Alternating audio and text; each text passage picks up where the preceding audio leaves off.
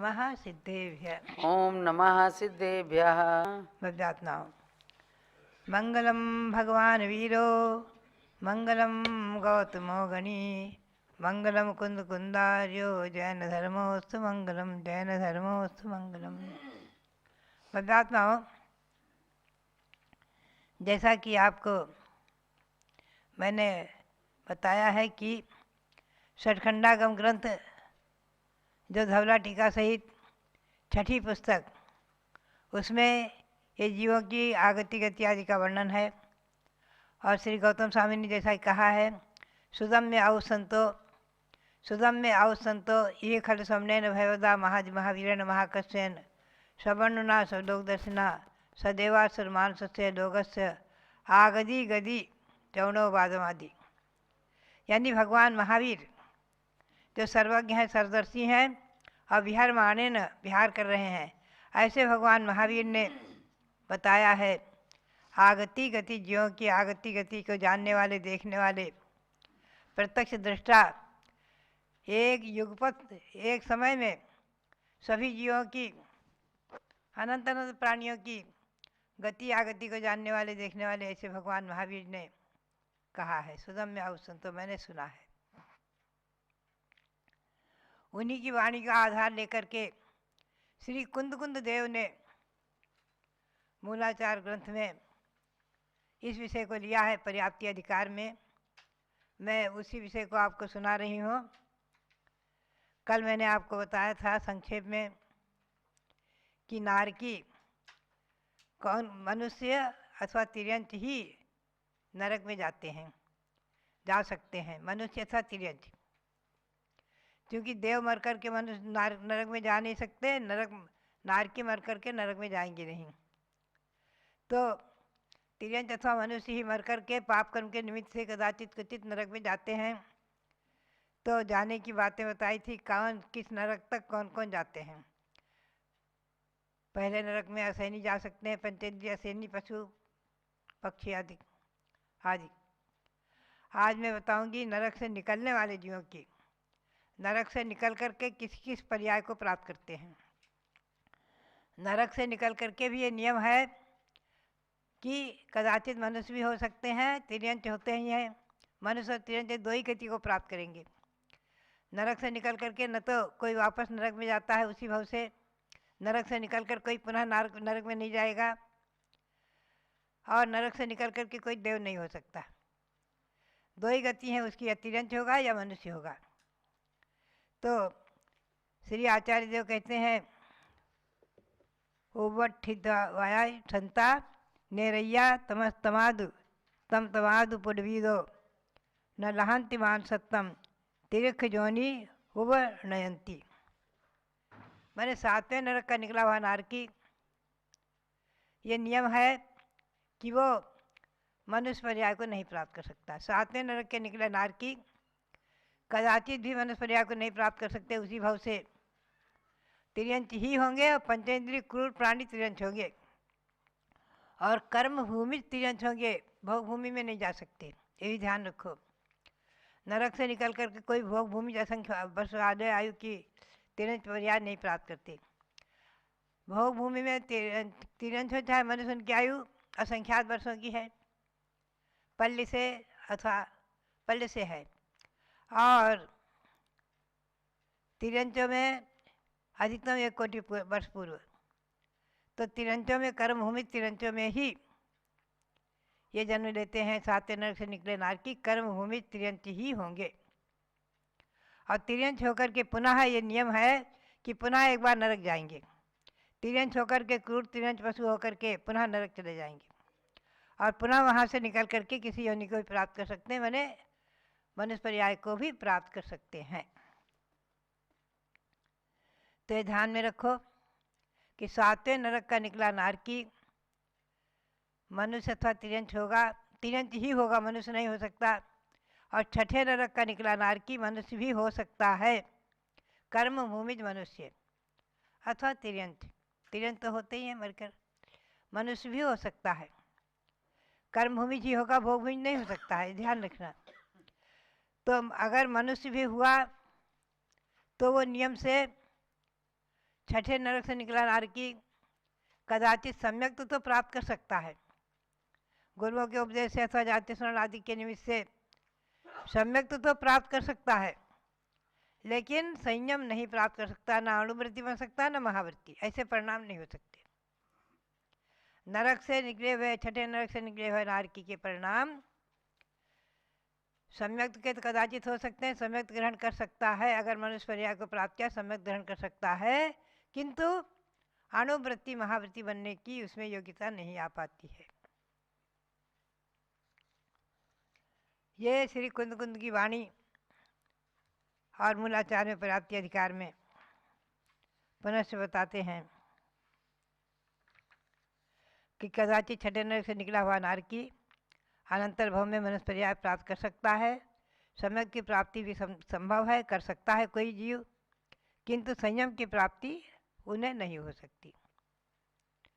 अब पंचम पृथ्वी से निकले हुए नारकी के बारे में बताते हैं। होज्जत संयम लाभे पंचम खिदि निगदस जीवस नत्तिपुण अंत क्रिया नियमा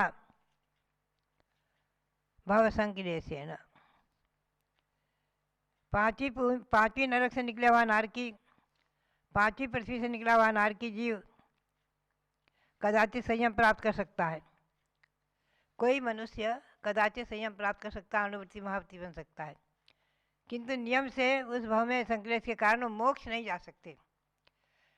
पंचम नरक से निकले हुए नारकी कदाचित सम्यक प्राप्त कर सकते हैं मनुष्य, संयम भी प्राप्त कर सकते हैं, अणुवृत्ति महावृत्ति बन सकते हैं, लेकिन उस भाव से मोक्ष प्राप्त करने की क्षमता उनमें नहीं आ पाती है। ये सब व्यवस्थाएं भगवान महावीर स्वामी की वाणी से हमें प्राप्त हुई हैं, भगवान शब्देव की वाणी से प्राप्त हुई हैं। उन्होंने बताई है न कि बनाई है, ये बात ध्यान रखिए। सर्वज्ञ देव, जिनेन्द्र देव, अरहंत देव, श्री ऋषभदेव से लेकर महावीर स्वामी तक तीर्थंकर भगवान अपनी दिव्यधनी से इन विषयों को बताने वाले हैं, बनाने वाले नहीं हैं। यह अनादि व्यवस्था स्वयं चली आ रही है, स्वयं प्राकृतिक नियम चले आ रहे हैं। अब पांचवी नरक से निकले हुए जीव कदाचित संयम तो प्राप्त कर सकते हैं, किंतु उसी भाव से मोक्ष प्राप्ति उनके लिए संभव नहीं है। चौथी पृथ्वी से, चौथे नरक से निकले हुए नारकी के लिए बताते हैं। चौथे नरक से निकले हुए नारकी होज्जदु निबुद्धि गमनम, कदाचित तो मुनि बनकर के उस भाव से मोक्ष प्राप्त कर सकते हैं। चौथे नरक से निकले हुए नारकी कदाचित मुनि बनकर मोक्ष प्राप्त कर सकते हैं, कोई, सभी के लिए तो कोई बात ही नहीं है। अधिकतम तिर्यंच आदि योनियों को प्राप्त कर लेते हैं, क्योंकि असंख्यातों नारकी है, असंख्यातों तिर्यंच है, मनुष्यों की संख्या तो बहुत सीमित है। तो वहाँ से निकल करके कदाचित मनुष्य होकर के और संयम धारण करके मोक्ष भी प्राप्त कर सकते हैं, चौथे नरक से निकले नारकी, किंतु ये नियम है, तीर्थंकर नहीं हो सकते। अब आगे बताते हैं, तीसरे नरक से निकले हुए नारकी के बारे में चर्चा करते हैं। तीसरे नरक से निकले हुए नारकी कदाचित तीर्थंकर भी हो सकते हैं, ये विशेष बात है।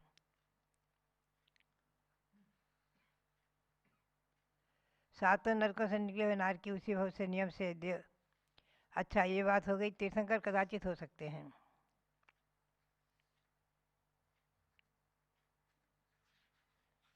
तीसरे नरक से निकले हुए नारकी अथवा दूसरे नरक से निकले हुए नारकी अथवा पहले नरक से निकले हुए नारकी कदाचित तीर्थंकर हो सकते हैं। हजारों लाखों में से, असंख्यातों में से किन्हीं एक की बात है। कदाचित तीर्थंकर तो हो सकते हैं, लेकिन बलभद्र, चक्रवर्ती, नारायण, प्रतिनारायण नहीं हो सकते। ये एक प्राकृतिक व्यवस्था। नरक से निकले हुए नारकी उसी भाव से नियम से बलदेव, वासुदेव, चक्रवर्ती पद को प्राप्त नहीं करते, ये नियम है। सातों नरकों से आए हुए नारकी जीवों को अनंतर भाव में बलदेव, नारायण, प्रतिनारायण और चक्रवर्ती पद नहीं प्राप्त हो सकता। क्योंकि ये पद संयम पूर्वक ही होते हैं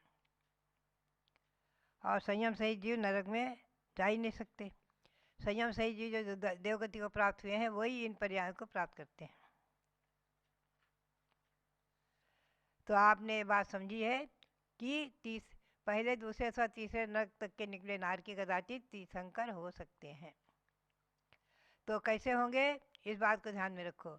वहाँ तीर्थंकर प्रकृति का बंध नहीं होता है। कोई कर्मभूमि मनुष्य पहले नरक आयु बांध दी और पुनश्च भगवंतों के समशरण को प्राप्त करके कदाचित तीर्थंकर पद को प्राप्त के तीर्थंकर प्रकृति का बंध कर दिया। जैसे उदाहरण है राजा श्रेणिक का प्रसिद्धि है और वो पहले नरक में गए हैं, तो दूसरे अथवा तीसरे नरक में भी कोई जीव जा सकते हैं। तीर्थंकर प्रकृति का बंध तो मनुष्य में ही होगा और केवली अथवा शुद्ध केवली के पाद मूल में 16 कांड भावनाओं को भाते हुए होगा। पहले जिन्होंने नरक आयु बांध ली उन्हीं के लिए ये व्यवस्था घटित हो सकती है। ऐसे विरले ही जीव होंगे। और ये नियम है कि नरक में नारकी जब तीर्थंकर होने को होते हैं तो 6 महीने पहले से ही नरक में देवगण जाकर वहाँ उनको सुरक्षित कर देते हैं। मार काट जो हो रही है प्रति क्षण प्रति पल, एक सेकेंड एक पल खाली नहीं जब वहाँ मार काट न रही हो, केवल मारना मारना मरना मारना मरना, लेकिन मरते नहीं, ये ध्यान रखना। ये नियम है कि वैकृत शरीर उनका है, भले विभत्स है, अत्यंत नित्य है, अत्यंत दुर्गंधित है। वहाँ की मिट्टी भी अगर यहाँ आ जाए तो न जाने कितने कोसों तक के जीव दुर्गंधी से मर जाएं, उसकी दुर्गंधी से मर जाएं। ऐसी भयंकर दुर्गंधी वहाँ है। तो ऐसे शरीर हीन वैकृत शरीर होते हुए भी ऐसे दुर्गंधित विभत्स शरीर वाले नार की ये नियम है कि जब किसी के तीर्थंकर प्रकृति यहीं बंद हुई और इसके पहले जो है नरक आयु बंध गई थी, तो तीर्थंकर प्रकृति बंद कर ली, सम्यक तो प्राप्त कर लिया, तो पहले नरक में तो सम्यक सहित भी जा सकते हैं। लेकिन दूसरे तीसरे नरक में जाएंगे तो क्षयोपम अथवा उपसम सम्यक वाले ही रहेंगे और उनका सम्यक तो कुछ क्षण के लिए छूट जाएगा। ये नियम है। और सम्यक रहित मर कर के वहाँ जा कर के पर्याप्ति पूर्ण करते ही सम्यक दर्शी बन जाएंगे। ये भी कुछ अपनी आप ये व्यवस्था, ये अनादि व्यवस्था चली आ रही है कि वहाँ पहुंचकर उनका सम्यक तो पूरा हो जाएगा। लेकिन मरते समय दूसरे और तीसरे नरक के नार की यहाँ से मरते समय सम्यक तो छूट जाएगा, सम्यक तो सही प्राण नहीं निकलेंगे। पहले नरक में सम्यक तो सही जा सकते हैं, दूसरे और तीसरे नरक में सम्यक तो सहित नहीं जा सकते। आप छेड़ाला की पंक्ति पढ़ते हैं, प्रथम नरक में षडभू ज्योतिष बान भवन षड नारी, थावर विकल त्रेपस में नहीं उपजत सम्यक धारी। प्रथम नरक में तो सम्यक तो सहित भी जा सकते हैं जैसे राजा श्रेणिक का जीव, और तीसरे नरक में कोई जीव गए भी हैं सम्यक तो छोड़कर, सम्यक तो उसमें छूटेगा आखिरी में और पुनः वहाँ पहुँचते ही सम्यक दर्शन हो जाएगा, कुछ क्षण के लिए सम्यक छूटेगा। तो बात यह है, ये सब व्यवस्थाएं अनादि निधन शाश्वत बनी हुई है। नरकों के आने जाने की गति आगति मैंने आपको कुंद कुंद स्वामी की भाषा में सुनाई है, उनकी वाणी के आधार पर, और जो वसुनंदी आचार्य की टीका है जिसका मैंने हिंदी भी अनुवाद किया हुआ है, ऐसे इस मूलाचार ग्रंथ के आधार से, श्री कुंद कुंद देव विरचित मूलाचार के आधार से आप इस विषय को सुन रहे हैं। यही विषय सठखंडागम ग्रंथ में धवला पुस्तक 6 में आया हुआ है सब, और गतियों से आने जाने के द्वार हिंदी में मैंने छोटी सी पुस्तक लिखी थी, वो भी प्रकाशित है। आप उसके आधार से भी इस विषय को समझ सकते हैं। तो भव्यात्माओं बात यही है, हमेशा ध्यान रखें गति 4 हैं। पहले तो कभी भी आप स्वप्न में भी ऐसा कार्य ना करने का सोचें कि जिससे नरक में जाना पड़े। नरक में प्रतिक्षण मार काट दुख कष्ट ही कष्ट है, कष्ट ही कष्ट है। वहाँ के दुखों का वर्णन जब आप तिलोकसार पढ़ें, पढ़ते पढ़ते पढ़ते पढ़ते एकदम हृदय आपका द्रवित हो जाएगा, विदीर्ण जैसा हो जाता है। ऐसे जो जनक में दुख हैं, आरे से चीरना, काटना, प्रति क्षण 1 सेकंड भी वहाँ कढ़ाई में तलना, अग्नि में भूनना आदि। लेकिन वहाँ क्या है कि ऐसा शरीर है कि मृत्यु नहीं होती।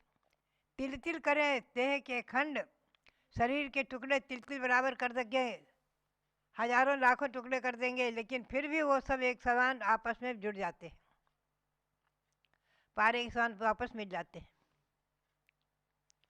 मृत्यु नहीं होती है इतना दुख भोगने के बाद भी, क्योंकि आयु पूरी किए बगैर, आयु पूर्ण हुए बगैर वहाँ से निकलना संभव ही नहीं है।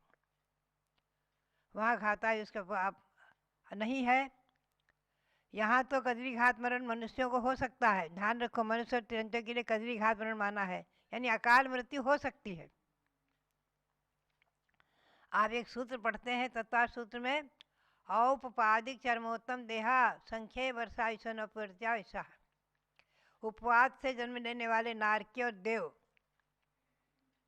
और चरम शरीरी और असंख्यात वर्ष की आयु वाले भोग भूमिज, इनका अकाल मृत्यु नहीं होता, इनकी मृत्यु छिपती नहीं है। और कर्म भूमिज मनुष्य और तिरंजों की अकाल मृत्यु हो जाती है। अकाल में भी ये बात ध्यान में रखें, जो ऐसा सहज कह देते हैं कि आयु पूरी होने पर ही मरेंगे, ऐसा नहीं है। मनुष्य पर्याय में और तिरंज पर्याय में अकाल मृत्यु होती है। उत्तर पुराण में आया है, श्री गुरुभद्र स्वामी ने लिखा है कि महाभारत के युद्ध में कौरव पांडवों के युद्ध में सबसे अधिक अकाल मृत्यु हुई है। सबसे अधिक अकाल मृत्यु महाभारत के महायुद्ध में हुई है। अकाल मृत्यु का अर्थ है कि आयु पूर्ण हुए बगैर बीच में ही मर जाना। उसके कारण बताए हैं कर्मकांड में, गोमठसार कर्मकांड में गाथा है, विष वेदन रत्तक है भय सत्तक गहन संकिले से हिम उत्साहाराणम निरोह दो छिज दे आऊ। ये गाथा है, आप रट लीजिए गाथा। विष वेदन रत्तक है, विष खा लिया, अकाल में मृत्यु हो जाएगी, हो सकती है। वेदना अकस्मात ऐसी भयंकर वेदना उठ गई कि एकदम कहते हैं हार्ट फेल हो गया, तो वेदना से विष वेदन रक्तक है। ऐसी चोट लगी, ऐसी कोई दुर्घटना हुई, एक्सीडेंट वगैरह, कि एकदम से रक्तक्षय हो गया, खून निकल गया, बहुत ज़्यादा खून बह गया, उससे भी अकाल मृत्यु हो जाती है। भय सत्तक गहन, ऐसा कोई भयंकर कोई समाचार एकदम सुना दिया और भय से प्राण निकल जाते हैं। भय सत्तक गहन, शस्त्र लग गया, शस्त्र का घात प्रहार युद्ध में, तलवार बंदूक भाला आदि। आज तलवार की लड़ाई नहीं है, आज धनुष बाण की नहीं है मुख्य रूप से, आज तो बंदूक बम। तो बात यही है, संकलेश शस्त्र आदि से और संकलेश विशेष हो जाने से, विशेष संकलेश परिणाम से भी अकाल मृत्यु हो जाती है। विशेष संकलेश परिणाम एकदम होते हैं, विशेष संकलेश परिणाम हुए, परिणामों में क्लेश विशेष हुआ, उसी का नाम संकलेश है। विशेष क्लेश एकदम हो गया, किसी ने कोई बात सुना दी ऐसी, तो प्राण निकल जाते हैं। भय सत्तक गहन संकिले से ही उत्साहाराणम, श्वासोच्छ्वास का निरोध हो गया, एकदम श्वास रुक गई, किसी ने सांस गला घोट दिया, श्वास घोट दिया, नाक बंद कर दी, मुख बंद कर दिया आदि, तो श्वास के निरोध से भी अकाल में मृत्यु हो सकती है। और आहारा उच्छासन, आहार का निरोध होने से, समय पर आहार आदि नहीं मिलने से, भोजन नहीं मिलने से अकाल में न जाने कितने जो मर जाते हैं। समय पर भोजन नहीं पाने से, भोजन के उपलब्धि न होने से भी मृत्यु होती है। तो ये सब कारण बताए हैं, इनसे अकाल मृत्यु भी संभव है और होती है मनुष्य पर्याय में। नहीं तो श्लोक वार्तिक ग्रंथ में आया है, नहीं तो सब औषधालय और जो है औषधि सब इनका कोई महत्व ही नहीं रहेगा। औषधालय और औषधि का महत्व क्या है? जो अकाल मृत्यु से बचा सके, अकाल मृत्यु से बचा सके औषधि और औषधालय इसीलिए होते हैं। इसलिए औषधि दान का अपना महत्व है, पुण्य है, विशेषता है। औषधियाँ भी अकाल मृत्यु को टालती हैं। ये बहुत स्पष्ट श्लोक वार्ती में खूब इसका विवेचन है और मैंने प्रवचन निर्देशिका में ऐसी पंक्तियाँ ली हैं, उद्धृत की हैं। तो बात यही है, इसीलिए 4 दान जो माने हैं, आहार दान, भोजन दान, औषधि दान, शास्त्र दान और अभय दान, प्राणियों की रक्षा, जीव दया, ये सब दान महत्वपूर्ण है। तो बात यही है कि हम और आप इस विषय पर चिंतन करें कि सबसे पहली बात तो यही है, मैं तो कहूँगी जो बालक को समझता भी नहीं है नरक क्या है, वो भी अगर कहते तुझे नरक जाना पड़ेगा तो डर जाता है। अगर वो कोई जीव को मारना चाहता है और माँ ने उसको समझाया, देखो बेटे इसको मारोगे तुम्हें नरक जाना पड़ेगा, तो डर जाता है। नरक का नाम ही। और आज जो यहाँ मैं देखती हूँ हस्तिनापुर में जम्बूद्वीप स्थल पर निर्मित जो 3 लोक रचना, उसमें जो निगोद और नरक दिखाए गए हैं, अधोलोक में, पाताल लोक में 7 नरक दिखाए गए हैं, उनमें जो जीवों को आरा से काटते हुए कढ़ाई में तलते हुए दिखाया गया है, ऐसी विभत्स स्थिति उनकी दिखाई गई है।